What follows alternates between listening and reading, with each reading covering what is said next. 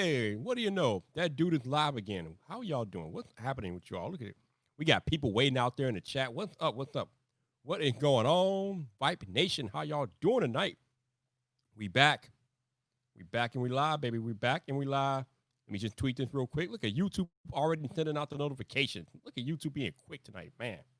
That is what is going on. That is what is up, man. YouTube has been on it with these notifications lately. I am amazed. But yeah. Good evening. How are you all doing? Welcome to another episode of VypDrive. We should have a fun conversation tonight. So let me go ahead and get my man Lee in here and we can have a chat about everything camera related and things like that. Wow, these episodes are piling up. My God. Woo. So, this is VypDrive episode 112. And we're going back to Toronto to pluck one of their other awesome creators in the camera scene, baby. Woo, we got a smooth Sony operator coming up next on VypDrive, which starts now. What's up, people?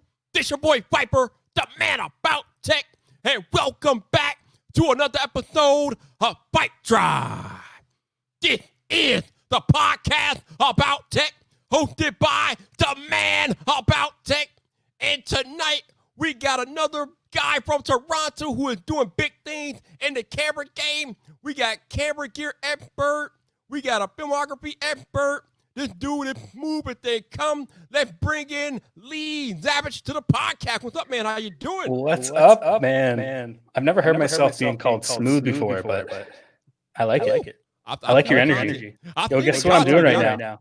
What are you doing? Oh, you're downloading the beta. Nice. Yeah, man, you were yelling at me, so I had to download the beta. Hey, man, that's cool. Thank you for taking the time to join me tonight. I appreciate you. Yeah, man, thanks for having me on. No problem. So, first question I ask every first-time guest that comes to the podcast, Lee, what brought you to YouTube? I think I came to YouTube because I'm just a nerd, and I like to talk about camera gear. And at the time, my roommate was probably getting sick of me talking about it, and he was like, yo, you should just start a YouTube channel and talk about this stuff. So that's kind of how I got into it. I have a background in video and photography, so kind of I was already ready. All right, let me pause you real quick because now the audience is hearing an echo. I'm not hearing. I know. We were before we went live tonight. Me and Lee were. I think he was having an echo on his end, but I couldn't hear the echo. But you guys aren't hearing the echo. Okay, that's just weird. How is that possible? How can y'all hear the echo, but I can't hear the echo? Hold on. Let me go back here. That's not good. Bring him. See what we got here. Sorry about this, y'all.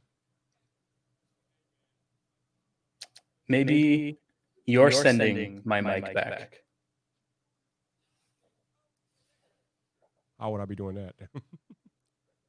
I don't know. Maybe you're getting my mic in and sending it back out. I mean, yeah, I don't know. I don't know how it would be. Oh, wait a minute. Let's see. Hold on. You still got an echo now? Check 1, 2. I don't hear myself now. I can't hear you. I turned you down. That's why. Oh, okay. All right, say something. Hi. Okay. Check 1, 2. I can hear you. You got echo on your end? It's gone now. Oh, it might have been me. I don't hear it. Okay. It's really quiet. It's there, but it's like really quiet. All right. I think it might be me. All right. Let's go. All right. That's interesting. Okay. Do we restart this for the audio only? Yeah, I think we need to restart the podcast. All right. Pretend you guys didn't see that. That's not sure. I don't know how you would have an echo on. Oh my goodness. All right. Anyway, cool. I was gonna pretend I didn't have an echo, and I feel like I was pulling it off. All right. So, I gotta do the whole intro and stuff. Doing that. Damn. I don't remember what I said. Now I don't remember what I said. You're gonna kill it the second time around. You're good at it. Oh man. All right. Oh man. Okay. All right. Actually, I'll just start from the second part of the intro, and then we'll go from there. All right, let's try it again. Oh man, this is gonna be weird. Live streaming, baby, live streaming. Never know what happens when you go live, y'all. Never know what happens when you go live.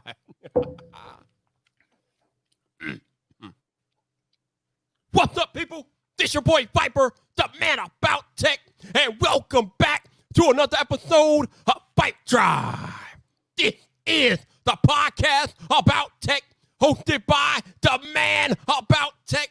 And tonight, I have another smooth camera operator from the great city of Toronto, Ontario. Let's bring in my man, Lee Zavitz. What's up, Lee? How you doing, man?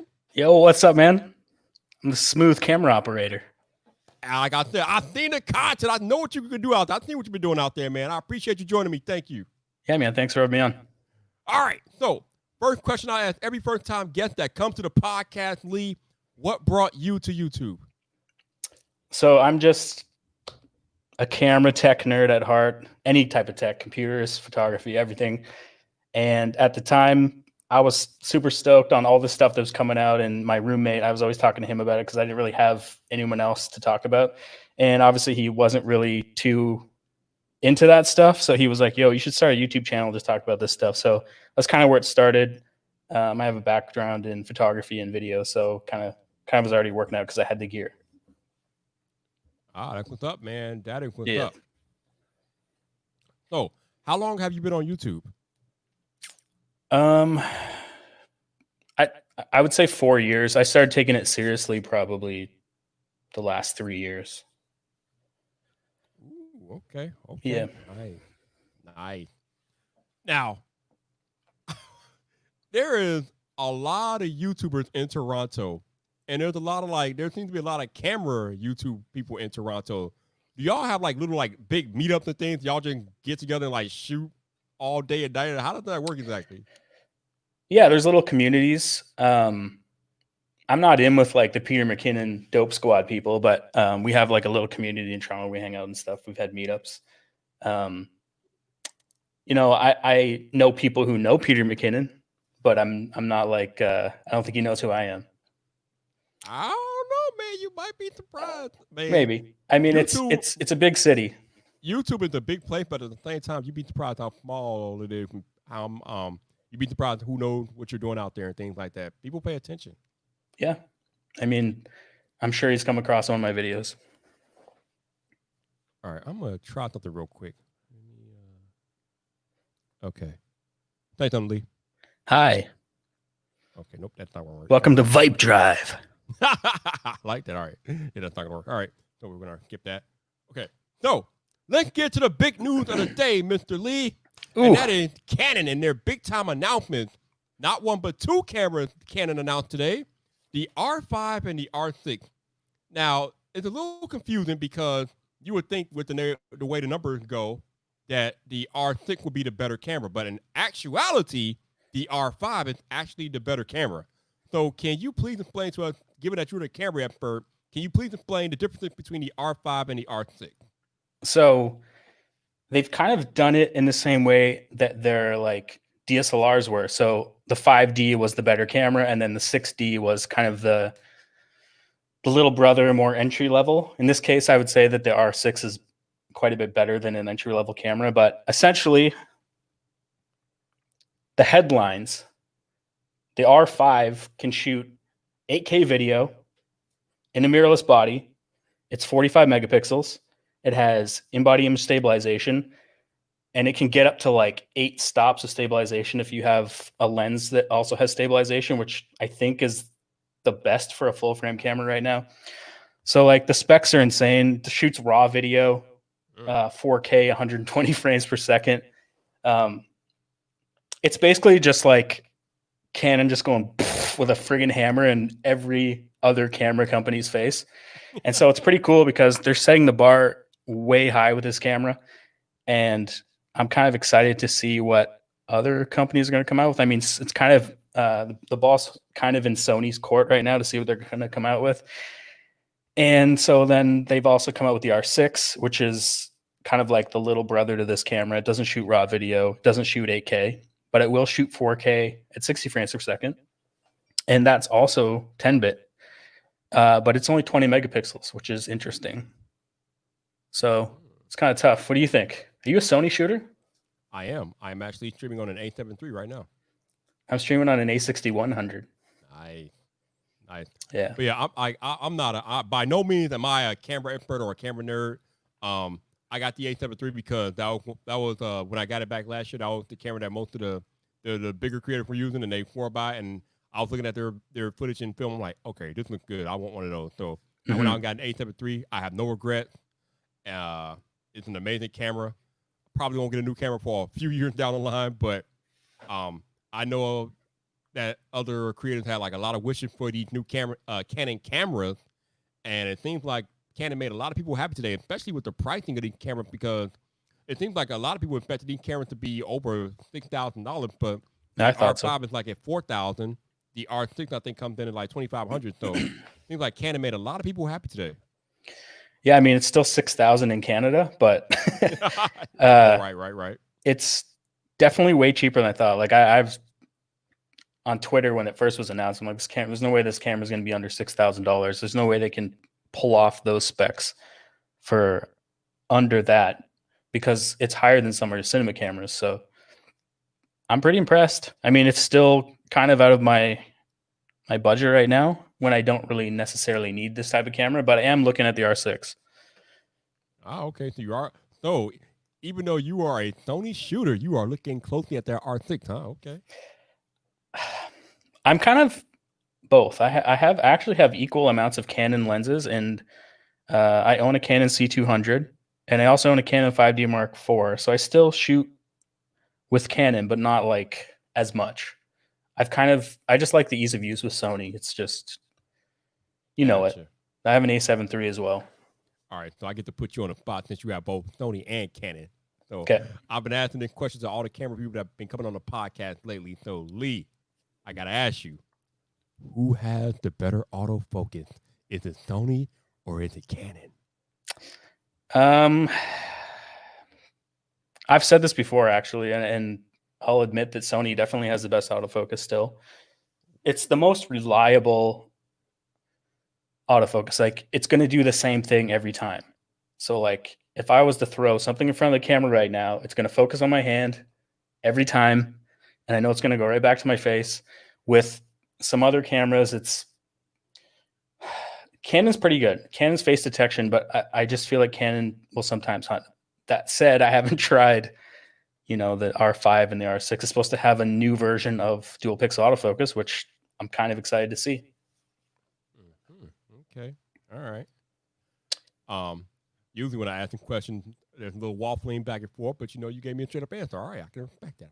I've used both extensively. So when it comes to these new Canon cameras, the R5 and the R6, what are you excited for the most?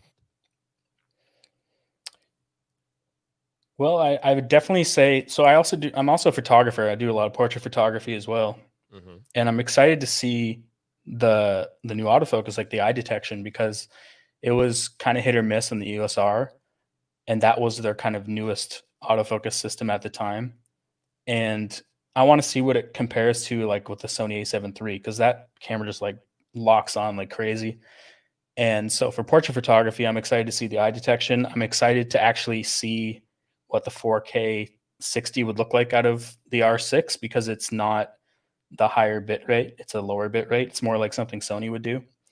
And so I'm excited to check that out. And then obviously, if I ever do get an R5 in, I'm working on it. We'll have to see what that 8K RAW looks like. Ooh, you want to move up to the big league, man. Yeah. Okay. Yeah, I want to max out all my hard drives with 10 minutes of video. You will max them out pretty quick if you keep shooting at 8K for sure, man. Woo. Yeah, it's like 128 gig CF Express card is only like 13 minutes of video. What? So wow. Yeah, it's pretty beefy. Ooh.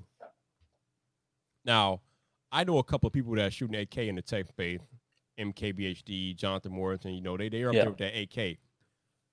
But I don't know. I just kind of feel like for YouTube, that might be like slight overkill. So do you think that maybe shooting an AK might be a little bit of an overkill for YouTube, or are you just like, just give me the highest quality possible and let the rest take care of itself? Well, they probably if they're shooting on red, so they actually have the option of lowering the compression down, so the bit rate could be a little bit more manageable. But to answer your question, I mean, if you have the tech to do it, why not? You know, like that's from the start of my channel, I've shot 4K. So 4 years ago, pretty much every single one of my videos is in 4K. If I'm shooting slow motion, obviously I was only able to do 1080p, but I'll just upscale it to match. But typically all my talking head stuff and as much B-roll as I can is shot in 4K. And it's just because there's no reason not to. Like, storage is fairly cheap. Computers can handle it no problem now. And like every camera can pretty much shoot 4K. So I just see no reason why you wouldn't. Yeah, so if you can shoot 8K, shoot it. He said if you got it flaunted. I respect that. I got Flex no wrong with that. I respect that. Shout out to the 23 you all that are watching the podcast live tonight with me and Lee Zavitz. Thank you guys for tuning in to another episode of VypDrive. Appreciate you guys supporting the podcast each and every episode. I know I've been live practically every night for the past 3 weeks, but you guys keep coming back. So thank you, thank you, thank you. If you would like to support the podcast or donate to the podcast, you have the option to leave a super chat, or you can buy me a coffee. The link is in the description for that. You also have the option of becoming a channel member. Remember, none of this stuff is required, but anything that you're willing to do is greatly appreciated. So thank you guys for rocking out with me each and every episode of VypDrive. Shout out to those of y'all listening on audio only this week. Thank you for listening to another episode of VypDrive with me and Lee Zavitz. I appreciate you guys rocking out with me each and every week on the podcast. If you want to go check out Lee's content, his information will be in the show notes, so definitely go check him out. He's legit. Also, if you want to support or donate to the podcast, that information will be in the show notes as well. Not required, but anything that you're willing to contribute is greatly, greatly appreciated. Also, if you happen to be listening on Apple Podcasts, please consider leaving a rating or review as it helps more people discover the show. And we're trying to get back into the top 200 of tech podcasts over on Apple Podcasts. So please, whatever you can do to contribute to that, please do so. It is greatly appreciated. And thank you once again for listening to another episode of VypDrive. See, I got this new Rode Procaster mic. So I can go all cloak with that proximity effect. Get that radio voice. Sounds good. What's up? Woo. So, Lee, what are some of the things that you enjoy most about being a creator on YouTube? I've never been asked that before. Oh, I stumped them, y'all. You got the questions. Okay, so I'd say the biggest thing, which I don't even know if it's related to the actual content, but it's just like the community that is encompassing all of camera and photography and tech and everything. It's such an awesome community. And, you know, the people I've met and the friends I've met through it, there's no other way you could make these types of friends, like where you could find a group of people that are all like thinking the same way, you know? And I think it's definitely the biggest thing that I've definitely come out of this YouTube space that I'm the most appreciated about. And then obviously, you know, the viewers and making connections that way too. Yeah, I always talk about how awesome the community is, the creator community and just the whole community in its entirety, man. People are so supportive on YouTube, and it's so awesome to be able to come on a platform and interact and talk to like-minded individuals who are passionate about the same things that you are passionate about. And it's an amazing experience every time. Like I said earlier, I have been live with this podcast every night, damn near, for the past 3 weeks. But every night, at least 15 to 20 people, more sometimes, they keep coming back because they are passionate about technology like I am. And it's just amazing to be in a community and experience that type of passion and just camaraderie over a subject area, man. It's amazing, for real. Yeah, man. It's like I said, I don't know how else you could find people like this. Like, there's forums and stuff, but you don't ever actually see the person or the personality. Right. And it's cool to see that through everyone's content and videos. Definitely. And especially when you're live streaming, man. I think especially fans and audiences are easier able to craft that relationship with their favorite creators when they are live streaming, because you get to interact with them in real time. And there's not, I mean, I know for creators sometimes live streaming can be a headache, but if we really think about it, there's nothing really quite like live streaming when it comes to audience interaction or creator audience interaction. It's quite unique in its own little way. Yeah, live streaming is completely different too because you're like straight up talking to the person at the exact time. And it's cool because you get the feedback through the chat and everything. So, I mean, you're a monster. You've been like busting your butt every single day. And I'm seeing it, man. It's good. Like, I didn't even know about the live stream, to be honest, until I think you had Gerald on last week or a couple of weeks ago. Yep. I've seen your actual YouTube videos, but never the live stream. And it's really cool. I've tuned in a couple times. That is cool because usually people find out about you through the live stream. I'm like, damn it, I make videos too. So it's cool that people actually see my damn videos. So that's nice. Yeah, I had no idea about this. Yeah, man, I'm out here. And you're on episode 112. 112, man. Yep. I'm and it's funny behind. because before the year started, I think I ended last year episode 51 or 52 or something like that. Now I'm already on 112 and we're only halfway through the year. Like, damn. Nice. Crazy out here. Crazy. Woo. So, I know you say you own Sony, you own Canon, but obviously there's other camera brands out there. You got Nikon, you got your Fuji. What do you think about the other brands that are out in the camera space? I shot with Fuji for a little while. I was kind of coming out of Sony's earlier cameras, not really finding 100% what I liked about them. And then I kind of got into the Fuji system. And I would actually say that's kind of what took my channel to the next level because I was kind of finding my way through Fuji and buying lenses to actually put in my own collection and reviewing all the Fuji stuff coming out at the time. And so I have a fairly large Fuji following, which is pretty cool because I have a pretty good relationship with Fuji Canada. So I can pretty much get whatever I need from them to review. And it's pretty sick. They'll hook me up. And so I review a lot of Fuji stuff as well. But I don't personally shoot with Fuji right now. But yeah, and I've shot with the GH5. I haven't shot with Olympus. Rest in peace. I never really got into Olympus for some reason. I don't know why. But yeah, Panasonic and everyone's making amazing cameras. Like everyone's making awesome stuff.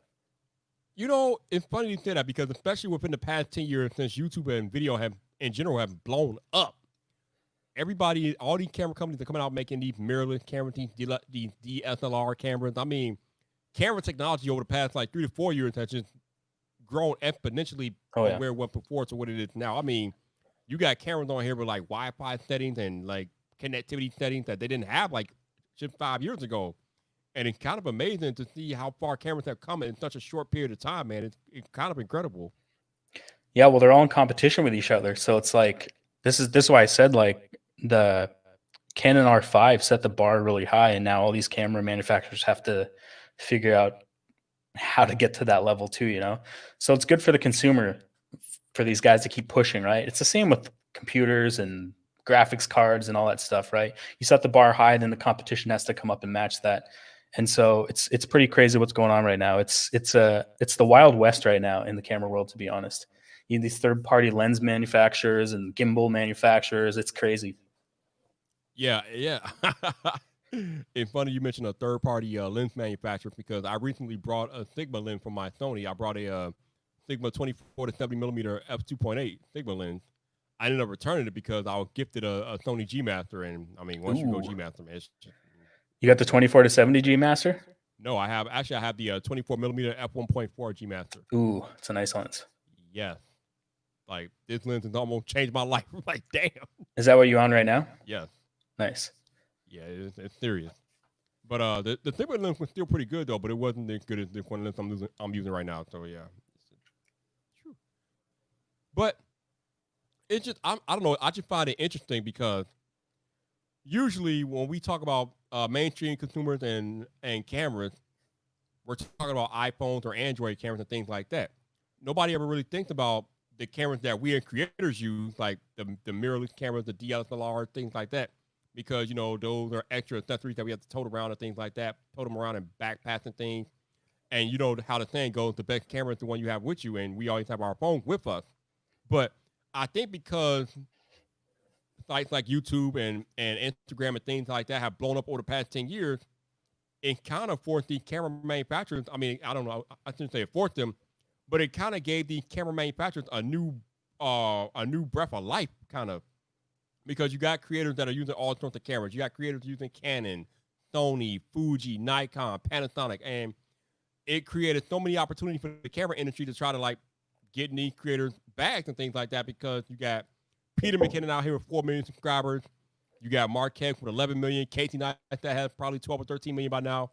And there are so many new creators each and every year that are looking for the top camera gear that, like I said, it's giving the camera manufacturers brand new life that they didn't have like maybe 5, 6, 7 years ago. So, I mean, I think the creator community damn near has single-handedly re-energized the camera industry as a whole.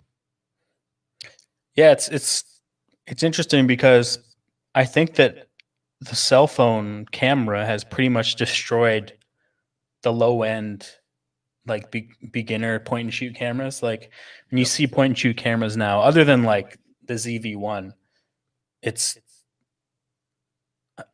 just wouldn't recommend anything. I would just say use your phone. So it's kind of put the cameras more to the high end market, I would say. Like to get into a good camera, you got to spend over, $1,000 to $1,500, right? Yep. But your phone is pretty much in the exact same price range. But the difference is it's a phone, so you can do everything with it. But I just think that I wouldn't recommend anything under, like, it's weird because someone actually came to me and asked me what I'd recommend them for $600, and I'm just like, it's tough. They're like, well, they want that DSLR look, right? Right. And I get that if you want that look, it's going to be tough to get into anything for under $1,500, I think, unless you buy used. Obviously, there's tons of awesome used stuff out there, but I'm always going to recommend your phone over a point and shoot camera. Yeah, I mean, your phone is so much more functional than a dedicated camera. But like you said, if you want that DSLR mirrorless look, then you gotta pay to play. You gotta pay to play. Exactly. Yeah. Man, it's rough out here.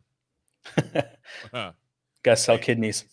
There's literally, it's funny. Terry Wilfield was posting on Twitter about which kidney we have to sell to get one of these cannons. Man, it's rough. Sell them both. Yeah, really. You have to. You almost have to sell them both because otherwise you're gonna be SOL. These cameras are so expensive. So earlier you were showing me your iPhone and you were installing the public beta on your iPhone. Please tell me you have another iPhone that is around there somewhere that was not your main iPhone. It's ready to go. Yeah, this is my iPhone 10. I wanted to try it out on that first. I have an iPhone 11 as well. Okay, true. This is my other phone. I keep telling people, do not install beta software on your main device because that's not a road you want to travel down. I can't take the risk because if I get like a business call come in or something and like the beta's glitching out and dropping calls, and I don't really want that. But I feel like everyone said the developer beta was pretty smooth, like pretty solid. So they said this is public beta 2, right? No, this is the first public beta. I think they're on developer beta 2, but this is the very first public beta. Yeah, I'm kind of stoked to check it out. I mean, there's things that I don't really care about, but there's lots of different improvements I'm curious to check out. I'm sure you've talked about it on other podcasts already. Oh yeah, I love picture-in-picture on iPhone. Finally. Yeah. Finally. I mean, it's been on Android for so many years, it's been on iPad for so long, but we finally got it on iPhone, and I couldn't be happier, man. Truthfully. Nice. I'm excited to try it out. Oh yes. Oh yes. So you have 2 iPhones over there. I don't see any Androids over there, so I'm gonna go out on a limb and say that you prefer iOS over Android. Yeah, I have a Galaxy S7 Edge, and that's kind of as far as I got with Android. I've been with Apple my entire since the first iPhone came to Canada, which was the 3G. Mm-hmm. I got the old 8 gig iPhone 3G. I had that for 3 years because back then we had to be on a contract. And then I got the iPhone 4. And then I just had every iPhone after that. For the 4S, I was one of those super nerds that stayed in line overnight outside of the mall, camped outside overnight, and got I guess it was the 4S. I also did that for the 6. But yeah, I've had every single iPhone since. Oh, you camped out for iPhones. I haven't camped out, but I know I've waited in line a couple of times for iPhones. Definitely. If you're into iPhones, you got it. I mean, you got to stay in line at least once. At least once. Yeah, I'm too old to do that now, so I'm glad we can pre-order it on the site. It was killing me. I don't really have to do it anymore because of pre-orders. Although I am mad that pre-order times changed from 2 a.m. to 5 a.m. Like, damn it, Apple. Why did you have to do that? Was that just for like the West Coast people, or? Yeah, I guess they wanted people. They didn't like people staying up late at night, so they wanted to give people a chance to sleep. Whatever. I mean, if you're excited to pre-order the iPhone, you don't care. No, exactly. Yeah. But I kind of prefer staying up late at night, man, because I was kind of cool. I could do like live streams in the middle of the night and then pre-order the iPhone and then go to bed. But no, not anymore. Oh man. So you said that your last Android was the Galaxy S7 Edge. Wow, that's a long. Whew, that's some years ago, man. Yeah, I still have it. I use it for like random things. Like I have actually just came out with some presets for Lightroom, and I needed to make a help video on how to install them into the Android version. Mm-hmm. And so I was able to do some screen capture there and stuff. But I find Android so clunky, and I know that that's an old phone. It's not representative of what's currently out there. But I don't know, man. iOS is so smooth, and I have no complaints. The phone just works the way I want it to, and I don't have to think about it. And I'm sure you can agree with that. Oh, hell yeah, absolutely. Especially And then now the creators, man. battery life is so good on them too, right? Definitely. And like I said, especially for creators, I mean, if you have multiple Apple devices, I mean, AirDrop is your best friend. Yeah, like the ecosystem is amazing. Like, yeah, I'm working on stuff on my computer. I'm making like a TikTok video or an Instagram post, and I just flip it over to my phone. Don't even think about it. Done. Boom. Yeah, Now, it's what type amazing. of computer do you have? So I have a 20. I have two computers. I have a 20. I guess it's the 2018 model, but it came out early 2019. MacBook Pro, 15-inch, and it was a model with the Vega 20 in it. So it was like the best you could get at the time. So Vega 20 with 32 gigs of RAM, whatever. I think it was actually only 6-core. I don't think they had 8-core back then. And then like literally 2 months after that, they came out with the 8-core. And I was like, if it was within a month, I probably could have returned it. But yeah, and then I actually have a Hackintosh. That's my main computer that I work off of. Wow, I built a Mac Pro replica. So it's a 14-core, 128 gigs of RAM. It's got a Radeon 7 in it for a graphics card. I actually had dual GPUs in it, but I sold one of them because I wasn't really finding that I was getting like the performance you should be getting from 2 graphics cards. I was only getting like a 10% boost. So I got a little bit of money back on that. But yeah, it's a monster. Like, it just shreds through everything I throw at it. I bet your Hackintosh doesn't cost like $50,000 though. No, it was probably like $4,000. Okay, not bad at all. But it's similarly spec to like a $20,000 Mac Pro. Wow, that is the crazy thing about MacBooks and PCs. I mean, if for the $2,000 that you pay for a MacBook, you can get like a uber ultra powered PC or a laptop PC or whatever. It's crazy. But as we know, Lee, Apple is beginning to transition over to their own silicon chip. So what do you think about that? I knew you were going to ask me that. So I don't think it's going to destroy the Hackintosh community for a little while, but I think it's going to put an end to it probably. Oh, yeah. I'm actually really stoked. I was on the Golden Hour podcast last week with Dave Mays, and we talked about this, and we were just talking about how like it's because the news was way more fresh back then, but it's pretty crazy because like what they're going to be able to do with software in conjunction with the hardware now is going to be insane. Like flipping cores on and off, and power management is going to be insane. So, like think about an iPad that has no fan on it. Now take that chip and probably like boost it up another like 45% and stick a fan on it. Just in a little MacBook, what it's going to be able to do. It's going to be crazy. Yeah. And Final Cut's supposed to work on the Apple Silicon now, right? I think it's out already, right? For the developers. Yeah, the developer kit is out already, yes. I'm curious to see what that's going to be like.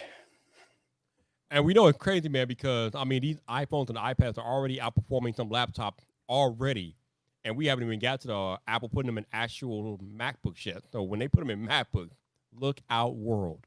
And this chip is from last year, right? Like it's the same one that's in the Actually, older from 2 years iPad. ago, literally. Yeah, I have the older iPad Pro, the not this year's, but last year's, and I think it's that processor, right? Yeah, right. Yep. So they were showing it running like 4 streams of 4K or something like that, and even like I use LumaFusion on it, and it rips through 4K video and it barely gets hot. So I'm really curious what it's going to be like in an actual computer. Definitely. That's going to be end of this year. Yeah, we'll see like something. they said on at WWDC, like you said, the first Apple Silicon MacBooks are going to be released this year. So now we don't know which ones those will be, but they are definitely supposed to be coming by the end of this year. So it's happening pretty quickly. Yeah, I'm stoked for it, man. Like it reminds me of when they switched to Intel, and I was really like, what are they going to do? Like, how's this going to work? And I remember the exact same thing with Rosetta when they had to, all the PowerPC apps had to run through Rosetta on Intel. And that seemed actually pretty seamless. Like, I think we transitioned pretty quick. So I'm curious to see how it's going to be with Apple Silicon. I think it's going to be a pretty smooth transition. Yeah, I think it's going to be probably a quicker transition this time around because they've already been using these chips in other devices. So it's not like Yeah, they for haven't sure. been using these chips before. I mean, these chips have been around in iPhones and iPads for a long time now. So that should make the transition a little easier, especially when you consider that they've been working on Project Catalyst, which is them merging the apps and making these apps native on Mac OS anyway. So yeah, I think the transition is going to be probably easier than what they might anticipate, but it's going to happen pretty quickly, I think, definitely. Yeah, and obviously they recoded the entire operating system to work with it, so yep, that's pretty exciting too. I haven't tried the beta. Oh, you haven't tried the beta yet? No.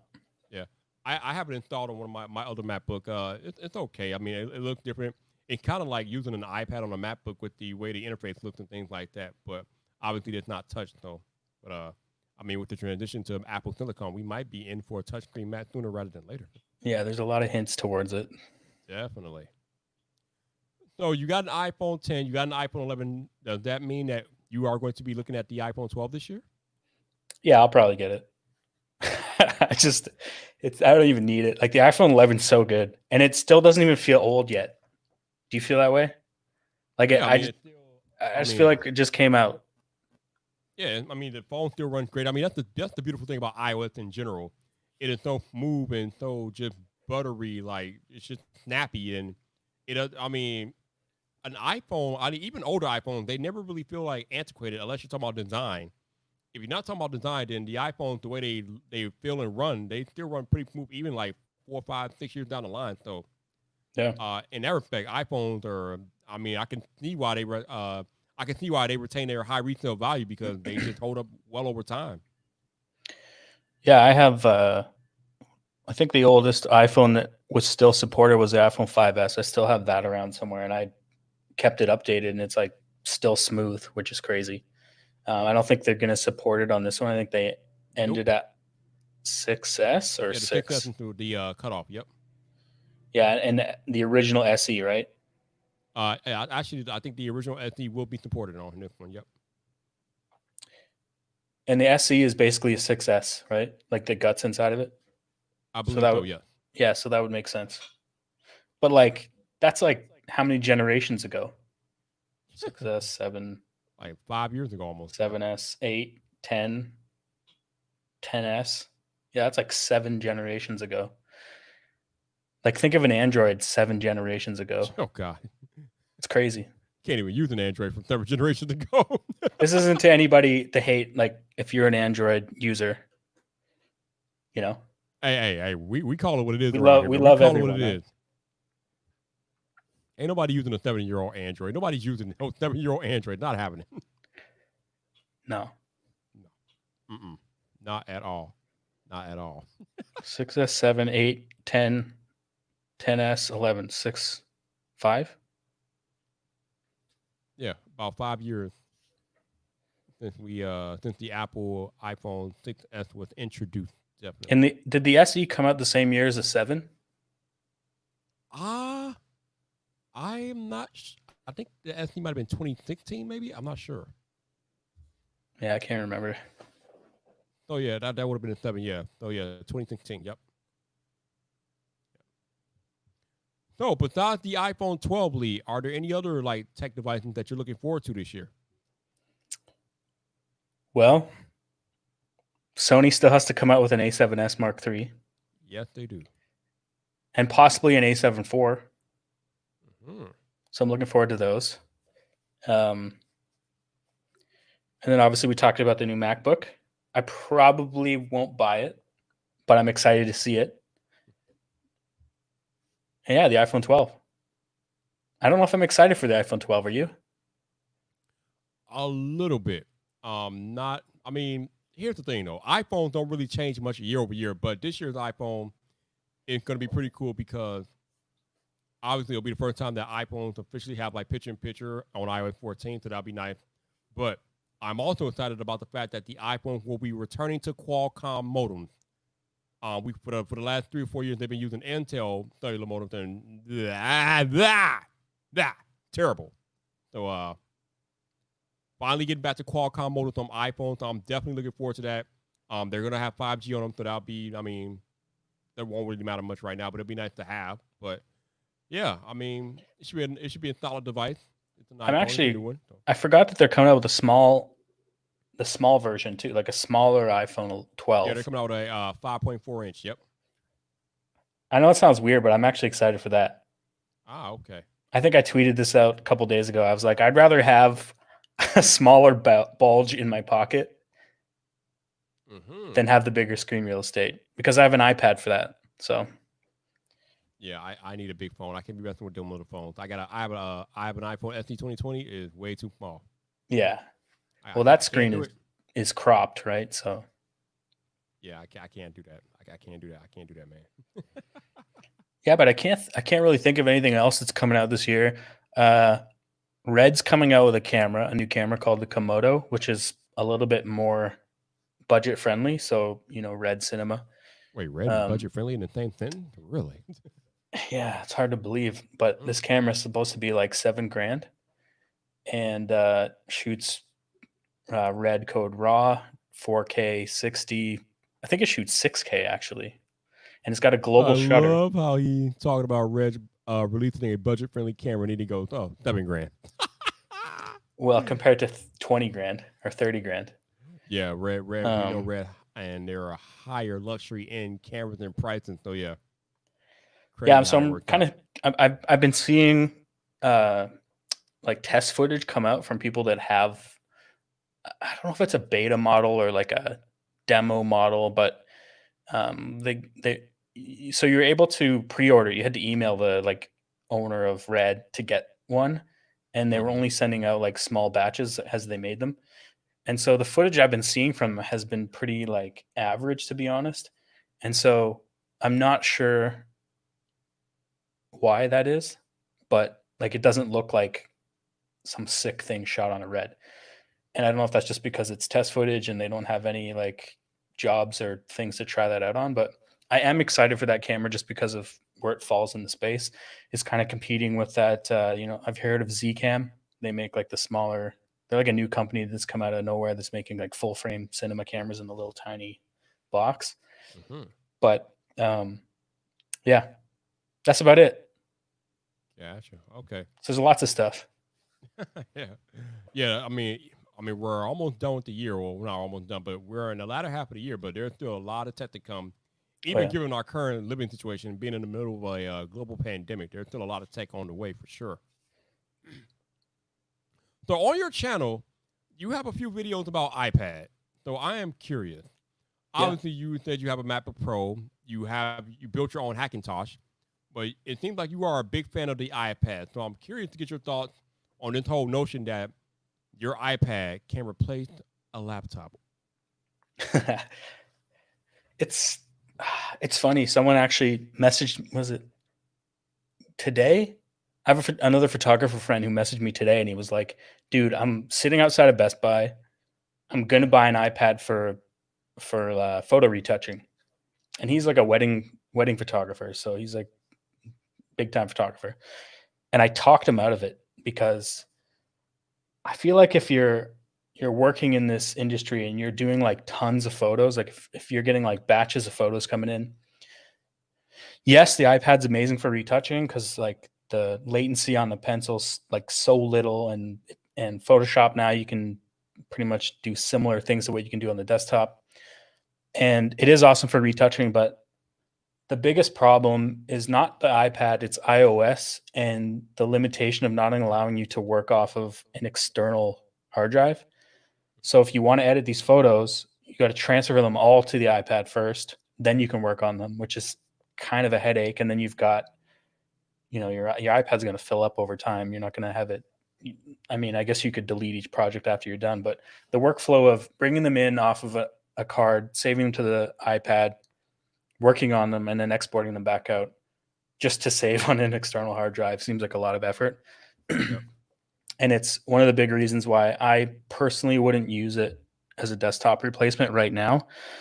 That said, a lot of these apps now have keyboard and mouse support, which is amazing.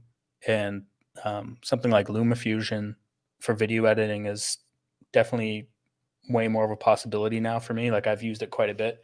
It's good if you're out and doing stuff. And that's the same with photo editing too. Like if I got like 10 or 12 photos and I want to go to a coffee shop, which we can't really do right now because of the pandemic. But if I wanted to, I could go out, even on my balcony or something, and just work away. I enjoy working right on the tablet versus a computer. But if I have like serious tons of work to do, I can't work off the iPad. But I don't think I've ever recommended the iPad as a desktop replacement. I may have hinted at it for LumaFusion because I think LumaFusion is so powerful on the iPad. But yeah, that's kind of my stance on the iPad as far as like working with it. Yeah, I agree. It's a nice device, and for most of the average consumers out there, it could probably replace their laptop because they're not doing much work on their laptop. But for people like me and you that need to get actual work done, like video editing, like heavy video editing, and just heavy workflows, I need my MacBook Pro. I mean, yes, I could use LumaFusion on the iPad, but it's nothing like using a fully featured Final Cut Pro 10 on my MacBook Pro. I need Final Cut Pro. I need my plugins. I need all the little different bells and whistles that Final Cut Pro gives me that I can't get on LumaFusion. So like I said, while the iPad could be the laptop for a lot of people that don't do like pro level work, and that's not to say that you can't do pro level work on the iPad because you can. Yeah. But no, I'll take my MacBook every day of the week. Yeah, I mean it's just that awkward workflow still. I think so it's awesome that they added file management type stuff in the last version of iOS 13, I think. Did they add files last year? I can't remember. But when they added the file management, being able to make your own folders and stuff, that was huge. I was like, yes, we're on we're on the right track here. Right. Yep. And then but it's still not, you know what I mean? Like when you're working in Final Cut and you want to like import like a picture or like a thing, or you want to do a thing and you want to just like pull something in, it's just like the file structure makes sense, right? And the file structure is still a little awkward on iPad. And who knows? Like maybe it's going to get better. I think that they definitely need to allow you to work off an external hard drive for sure. And, with faster USB-C ports and whatever. And actually something else I heard, which is off topic. So they're going to still have Thunderbolt 3 working with the new Apple Silicon. And yep. Thunderbolt 3 was kind of like an Intel Apple thing. Yep. So does that mean that the iPad could potentially also get Thunderbolt 3 support? Because then you could work off external hard drives. I don't know if the iPad can get Thunderbolt 3 support because I think like the whole point of Apple transitioning is to get away from Intel. So any link to Intel, Apple will try to stubborn. So I don't think they will like add that to their iPad just because that would be kind of going backwards for them and not going forward. Okay. I just read somewhere that the new MacBooks were going to support Thunderbolt 3 still. Yeah. I mean, yeah, that is true. I thought that too. So yeah. Apple. I think Apple came out with an official statement the other day. I think yesterday, saying that Apple is still going to support Thunderbolt 3. So they're definitely supporting it even on their MacBook. But I can't see it coming to or being supported by iPad in the future. Not really. Yeah, I mean it's just a thought I had because somehow we got to be able to work off external hard drives to make the iPad more of a working device for me anyway. Oh, we got Renee Ritchie in the chat. Renee says Apple hasn't surfaced any PCIe lane for iPad, and Thunderbolt needs PCIe. Okay, there True. you go. Yeah, that'll be all based off the chip and the motherboard or whatever, right? Mm-hmm. All right, he says Thunderbolt 4 freely licensed and likely bundled into USB 4 for Apple Silicon. Okay. All right. So yeah, that will probably be a thing. But yeah, Thunderbolt 3 and iPad probably not. Thunderbolt or USB 4. Yeah. Yep. Yeah, what else is going on? What else is going on, man? I don't know. Covered a lot. Yeah, we did cover a lot. We covered a lot. Covered Canon. We covered a whole lot. Canon, Apple, and everything else. Oh, I got something for you. What is your thought on foldable phones? I don't know if I've ever really thought about it. I think they look cool. That Samsung Flip looks really cool. I don't think Apple should ever do it, but it's just, I feel like it's another area, like a part that can break, you know, it's asking for too much. Right, as soon as you get a hinge in there and the screen folding, and I understand that they've got robots that do this all day long, but right, that's not going in and out of your pocket with lint getting caught in it or sand or whatever and stuff smashing against it. I think it's cool. I think it's amazing they can do it, but I personally wouldn't buy one. Have you tried the Flip? I have not. No, I have not got my hands on that one yet. What about you? I mean, it's cool that we are going that direction, but I think it's just a phase more than anything. I don't know if foldable phones are going to be the future, like some people seem to think they are, but for the right now, I mean, they're better than boring slap the glass that we've been used to for over the past decade. So, and I'm definitely interested in the Samsung Fold 2 that's coming next month. So, definitely interested to see what they do with that. But as a whole, I mean, I think I'm kind of on the same page with you. I'm not really like excited for a potential Apple foldable device. I don't think it's necessary, but I guess we'll find out sooner rather than later. Yeah, I mean, there's been rumored patents floating around. Oh yeah, I've seen those. Yeah, like you said, man, it's kind of like a phase, like the way curved cell phones were. You know, when they had the curved screen. Mm-hmm. I just like that's not comfortable in your pocket. But I get that the fold is a different idea. Yeah, don't get me started on curved display. Curved displays are just useless. Ugh. Yeah. No need, man. No need. This is actually a curved display. Oh, okay. I mean, a curved monitor or whatever. But it's a very subtle curve. It's not like a really intense curve. Right. And it's funny because when I'm looking at this monitor, it doesn't feel like there's a big curve to it. All it does is it brings like the edges in just a little bit, and I think it will unify the colors, like the lighting across the panel when it curves a little bit. But it's funny when I look at like a flat panel like this other monitor, it actually looks like it's bowing the other way, just because I'm so used to looking at this. Yeah, but yeah. I don't know if I'd want a curved TV monitor. Fine, but yeah, curved phone. Yeah. You can miss me with that. But Lee Zavitz, excellent conversation, man. Thank you for joining me tonight. Yeah, thanks for having me on. No problem. Before we get out of here, let the people know where they can find you. Pretty much anywhere with my name. So it's youtube.com/Lee Zavitz.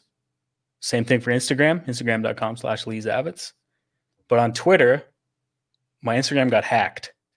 So it's my name backwards. So it's twitter.com/ZavitzLee. So I lost it. I couldn't get it back. I tried. Whatever. Oh, that's not cool. But yeah, you can find me at all those different spots and come hang out, subscribe, check out my content. Definitely. Renee has a last-minute question. Renee trying to start wars in the chat again. No. No, Lee. 30 frames per second versus 24. Which side of the ledger you on? 24, but I'm shooting in 30 right now just because it works. It works on live stream. But yeah, typically 24. I think Gerald said the same thing. Yeah. Yeah, typically it's 24.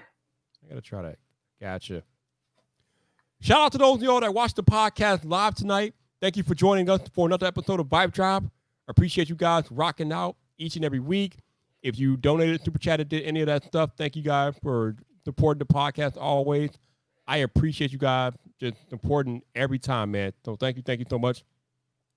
Sorry for the echo at the beginning of the show, but growing pains with new gear, I guess. So I got to figure that out. But yeah, I appreciate you guys rocking out. So thank you for doing that.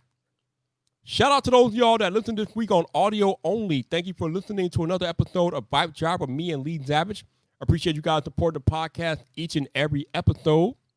If you want to go check out Lee and his content, his information will be in the show notes, so definitely go check him out. Also, like I said earlier, if you want to support the podcast, please check the links in the show notes. None of it is required, but anything that you're willing to contribute is greatly appreciated. So thank you. Also, if you happen to be listening on Apple Podcasts, please consider leaving a rating or review as to help more people discover the podcast. And we're trying to get back into the top 200 of tech podcasts over there on Apple Podcasts. So anything that you could do to help with that will be greatly appreciated. For those of y'all watching on YouTube, I will be back on Saturday morning.